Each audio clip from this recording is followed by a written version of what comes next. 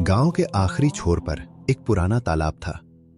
तालाब का पानी कंदला था, किनारे की मिट्टी हमेशा गीली रहती थी और वहीं एक झोपड़ी थी, टूटी हुई, झुकी हुई, पर उसमें दो जिंदगियां सांस लेती थीं। ये थे दो अनाथ भाई, बड़ा कन्हैया और छोटा माधव। मां उन्हें बचपन में छोड़ गई थी, या यूं कहें दुनिया छोड़ गई थी। पिता का तो कोई पता ही नहीं था। तालाब, झोपड़ी और एक दूसरे के सिवा उनके पास कुछ नहीं था।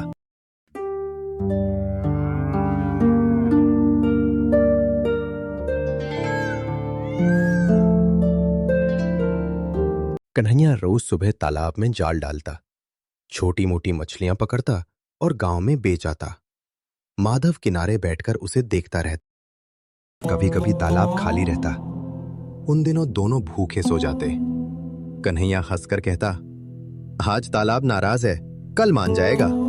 पर रात में वो चुपचाप तालाब के पानी को देखता रहता, जैसे उससे कुछ मांग रहा हो।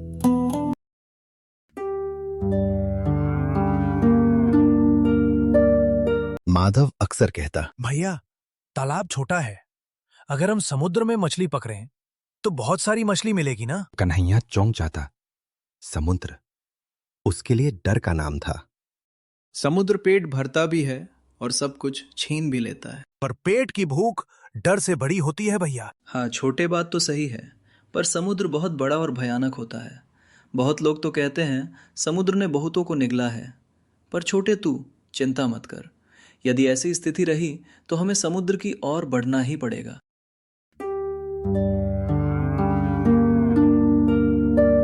दोनों भाई समुद्र की ओर चल पड़ते हैं।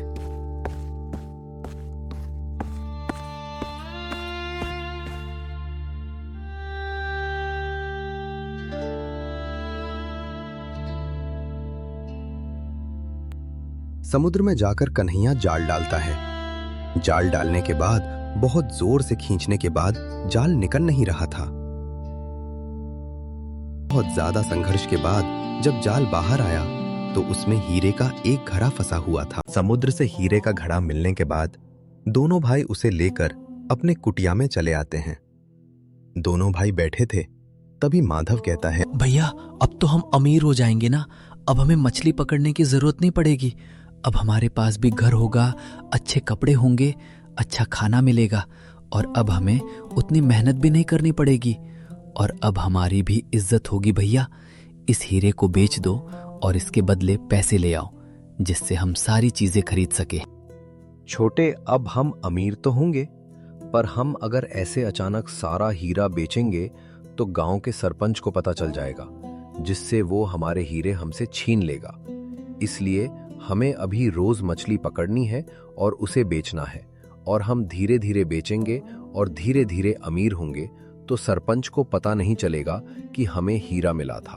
उन्हें लगेगा कि हम मेहनत से आगे बढ़े हैं। लेकिन भैया, मिले तो हमें हैं तो सरपंच क्यों छीन लेगा?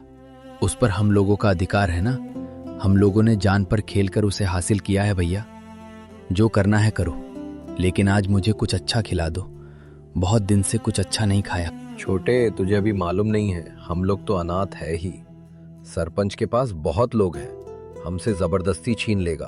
हम कुछ नहीं कर सकते हैं, इसलिए हमें इसे छुपा कर रख देना चाहिए। और मैं महीने में एक हीरा बेचूंगा। ऐसे धीरे धीरे करने से हमें कोई पकड़ नहीं पाएगा। और रही बात तुझे आज कुछ अच्छा खाना है, तो मैं अभी बाजार जाता हूँ तेरे लिए कुछ अच्छा लाने के लिए। तू यही रहे मेरे भाई, तू चिंता मत कर। तेरा बड़ा भाई जब तक है तुझे कभी भूखा नहीं सोने देगा। बस बता दिया कर भाई, तुझे क्या चाहिए। उसके बाद कन्हैया अपने भाई के लिए कुछ अच्छा लाने के लिए बाजार चल देता है। कन्हैया बाजार पहुंच जाता है और वो संतराम काका के दुकान पर जाता है और कहता है, अरे काका, क्या भाव है जलेबी? अरे कन्हैया, तू आज यहाँ कैसे? बहुत दिनों के बाद दिखा। कहाँ रहता है इस समय? क्या करता? जब तेरे पिताजी थे तब तुझे मेरी दुकान पर लाते थे। जब तेरे पिताजी और तुम्हारी माता का देहांत हो गया तब से आज तुझे देखा हूं। अरे काका, क्या बताऊं, जब से हम दो भाई अनाथ हुआ है तब से हम जंगल में ही रहते हैं। वहीं छोटी मोटी मछली पकड़ता हूं और उसे बेचकर गुजारा कर रहा हूं। आज छोटे ने जिद की, मुझे आज कुछ अच्छा खाना है, तो मैं लेने के लिए आया हूं। काका कितने में है जलेबी? अरे कन्हैया, अब तू भाव क्या पूछता है? छोटे को खाना है तो मैं देता हूँ। क्या पैसे रे, तेरे पिता और मैं बहुत अच्छे दोस्त। और उसके बाद कन्हैया को जलेबी मिल जाती है और कन्हैया वहां से घर की ओर चल पड़ता है। कन्हैया जलेबी लेकर घर पहुंचता है और छोटे को दे देता है। माधव जलेबी खा लेता है। उसके बाद कन्हैया कहता है, छोटे बताइए है, ये जलेबी मैं कहां से लाया हूं? ये जलेबी मैं संतराम काका के यहां से लाया हूं। वही संतराम काका जिसके दुकान पर हमें पिताजी ले जाया करते थे। पता है संतराम काका ने क्या कहा? उन्होंने कहा कि बेटा तुम कहाँ रहते हो? मैंने कहा जब से हम अनाथ हुए हैं तब से जंगल में ही रहते हैं। उनसे जब मैंने बताया कि मैं छोटे के लिए जलेबी लेने आया हूं तो उन्होंने मुझे फ्री में जलेबी दे दी और कहा छोटे को खाना है ना तो ले जा क्या पैसे। हाँ भैया, अगर पिताजी आज होते तो हमें आज भी संतराम काका की दुकान पर ले जाते हैं। भैया कभी कभी पिताजी की बहुत याद आती है भैया। छोटे याद तो मुझे भी आती है, पर अब हमारे किस्मत में जो लिखा था वही हमें मिला है भगवान ने। हमारे किस्मत अनाथ ही लिखा था। अगले दिन कन्हैया समुद्र में जाता और मछली मारता और फिर उसे बाजार में बेच आता। ऐसे ही उसकी जिंदगी कुछ दिन तक कटती है।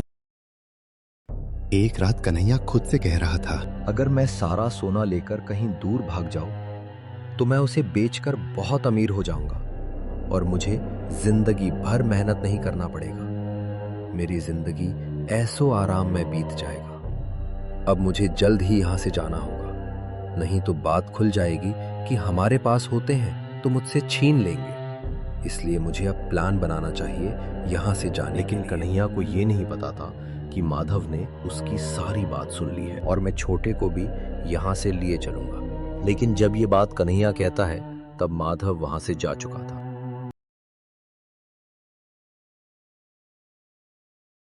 भैया कब तक हम ऐसे ही जीवन काटेंगे? भैया कब बेचेंगे भैया सोना हीरा, और कब अमीर होंगे हम भी? आज हमें हीरे मिले, 20 दिन हो गए, पर अभी तक अपने कुछ भी किया नहीं। अपने कहा था धीरे धीरे बेचेंगे, लेकिन भैया कब? जब हमारी मृत्यु हो जाएगी। मैंने कितनी उम्मीद लगा ली थी कि मेरा भी घर होगा, मेरे पास भी अच्छे कपड़े होंगे। लेकिन भैया आप कुछ कर नहीं रहे हो। हम जैसा पहले जी रहे थे वैसा ही आज भी जी रहे हैं। हम में अभी क्षण भर भी बदलाव नहीं आया भैया। ऐसा कब तक? अब मुझे डर लग रहा है कि सच ये सोना कोई छीन लेगा, क्योंकि हम इसका कोई उपयोग नहीं कर रहे। छोटे तू घबरा मत। जैसे हमने इतने दिन काटे, कुछ दिन और कट लें तो कुछ फर्क नहीं पड़ने वाला है, क्योंकि इससे पहले हमारी जिंदगी ऐसी ही थी ना छोटे। मैं सही समय का इंतजार कर रहा हूं, क्योंकि हमने अगर एक भी गलती की तो सारा सोना चला जाएगा। इसलिए हमें सावधानी पूर्वक काम लेना चाहिए। और तू चिंता मत कर मेरे भाई, बस जल्द ही मैं कुछ जुगाड़ करके सोना बेच दूंगा, फिर हम भी अमीर हो जाएंगे। लेकिन हमें सही समय का इंतजार करना होगा। ये कोई छोटी चीज नहीं है भाई, इसके लिए लोग जान भी ले लेते हैं और कईयों दे भी देते हैं। जब इतनी बात माधव सुनता है तो वो मन में सोचने लगता है कि शायद भैया अकेले सारा सोना लेकर भाग जाने के लिए इंतजार कर रहे हैं। तभी तो मैं जब भी कहता हूं भैया कुछ न कुछ कहकर टाल ही देते हैं, पर कभी बेचने का नाम नहीं लेते।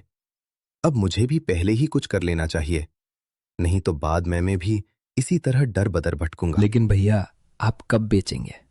अगर सही समय आए ही ना तो हम क्या करेंगे? आप हमेशा सही समय का इंतजार करते रहने, और हम दोनों इस जंगल में ही मर जाएंगे। रात में माधव कृतियों के बाहर तालाब के पास बैठा होता है और सोचता है कि भैया मेरे साथ ऐसा क्यों करना चाहते हैं। मुझे तो लगा था कि भैया मुझसे बहुत प्यार करते हैं, लेकिन ऐसा नहीं है। ओ, तो अकेले ही सारा सन लेना चाहते हैं। अब मेरे मन में बहुत शंका उठ रही है कि क्यों ना मैं ही पहले सोना लेकर भाग जाऊं। लेकिन भैया बाद में क्या सोचेंगे? लेकिन भैया भी तो अकेले लेना चाहते हैं। मैं क्या ही कर सकता हूं? अगर आज मैंने कुछ नहीं किया तो जिंदगी बाहर पछतावा रहेगा। इसका मुझे काफी देर तक सोचने के बाद माधव सोने का घड़ा लेकर चल पड़ता है। माधव यहां से सबसे पहले नाव पर कारण तेज तूफान आता है और नाव पलट जाती है और माधव उसी में डूबकर मर जाता है। अगले दिन कन्हैया को जब ये बात पता चलती है तब कन्हैया तालाब के पास बैठकर बहुत रोता है। इसलिए कहते हैं, घर में ऐसा धन भी नहीं लाना चाहिए